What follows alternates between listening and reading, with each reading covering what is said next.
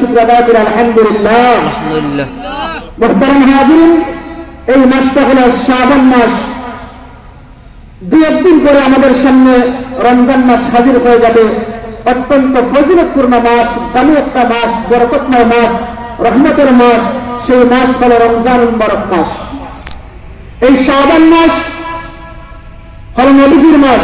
নবীজি সাল্লাল্লাহু আলাইহি ওয়াসাল্লাম হাদিস শরীফে বলেন, শাবান শাহরি, শাবান হলো আমার মাস, ওয়া শাহরুল্লাহি রমাদান, আর রমজান হলো আল্লাহর মাস।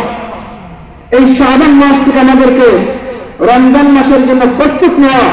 নবীজি সাল্লাল্লাহু আলাইহি ওয়াসাল্লাম শাবান মাসের মধ্যে যেই সমস্ত আমল করতেন, এর মধ্যে থেকে একটা গুরুত্বপূর্ণ আমল হল নবীজি শাবান মাসে বেশি বেশি রোজা রাখতেন। শাবান মাসে নবীজি রোজা রাখিয়া রমজানের জন্য প্রস্তুত নিতেন, যাতে রমজানের রোজা রাখতে কষ্ট না হয়। আমাদের সমাজের মধ্যে অনেক মানুষ এমন আছে যারা রমজানের ফরজ রোজা পর্যন্ত রাখে না। এরকম লোক আছে না নাই? এরকম লোক আমাদের সমাজের মধ্যে আছে। এই যে রমজান মাস এত দামি একটা মাস, যেই মাসটা আমাদের সামনে উপনীত হচ্ছে, এই রমজানের রোজা আল্লাহ রাব্বুল আলামিন উম্মতে মুহাম্মাদের উপর ফরজ করে দিয়েছেন। কিন্তু রোজা যে ফরজ আমরা তা জানি, কিন্তু আমরা ফরজ রোজাকে আমরা রাখি না।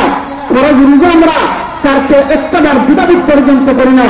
অথচ এই রমজানের রোজার ব্যাপারে আল্লাহ রাব্বুল আলামিন কোরআনের মধ্যে সাফ ঘোষণা করেছেন, ইয়া আইয়ুহাল্লাযীনা আমানু, হে ঈমানদার নর নারীরা, হে ঈমানদার পুরুষ মহিলারা, কুতিবা আলাইকুমুস সিয়াম, রমজানের রোজা তোমাদের উপর ফরজ করা হয়েছে, কামা কুতিবা আলাল্লাযীনা মিন ক্বাবলিকুম, যেরকম ভাবে তোমাদের পূর্ববর্তী লোকদের উপর রমজানের রোজাকে ফরজ করা হয়েছিল। এই রমজানের রোজা চারটা ধাপে উম্মতে মুহাম্মাদের উপর ফরজ করা হয়েছে। প্রথম নম্বর, নবী সাল্লাল্লাহু আলাইহি ওয়াসাল্লাম আইয়ামে বীজের রোজা রাখতেন, মানে প্রতি চন্দ্র মাসের 13, 14, 15 তারিখ এই 3 দিন নবীজি রোজা রাখতেন, যেগুলোকে আইয়ামে বীজের রোজা বলা হয়। নবীজি রোজা রাখিয়ে অভ্যাস করতেন, সাহাবায়ে কেরামদেরকে বলতেন, তোমরা আইয়ামে বীজের রোজা রাখো। এটা হলো প্রথম পর্যায়ে, হলো অভ্যাস করা। 2 নম্বর পর্যায়ে যখন নবীজি সাল্লাল্লাহু আলাইহি ওয়াসাল্লাম মক্কা থেকে মদিনার মধ্যে তাশরীফ নিলেন, হিজরত করিয়া নবীজি মদিনার মধ্যে গেলেন, অন্য মুহূর্তে নবীজি তাকায় দেখেন মদিনার মধ্যে ইহুদিরা আশুরার 10 তারিখে, তারা মুহররমের 10 তারিখে রোজা রাখে। নবীজি সাল্লাল্লাহু আলাইহি ওয়াসাল্লাম জিজ্ঞাসা করেন, ও ইহুদি ভাইরা, তোমরা মুহররমের 10 তারিখে কেন রোজা রাখো? মা হাযা, এটা কোন দিন, এটা কি?